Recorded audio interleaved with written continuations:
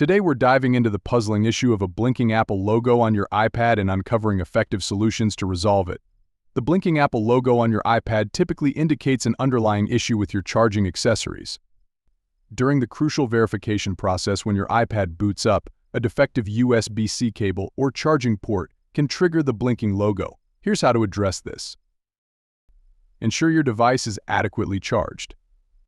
Use an Apple-recommended charger and charge your iPad for at least 30 minutes.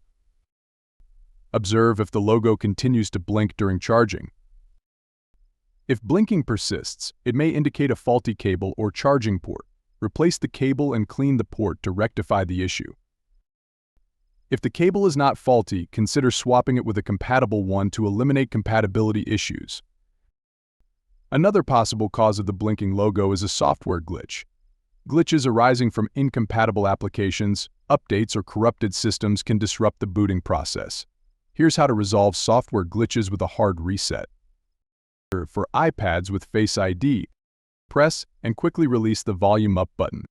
Repeat the action with the volume down button. Press and hold the top button until the Apple logo appears, then release it.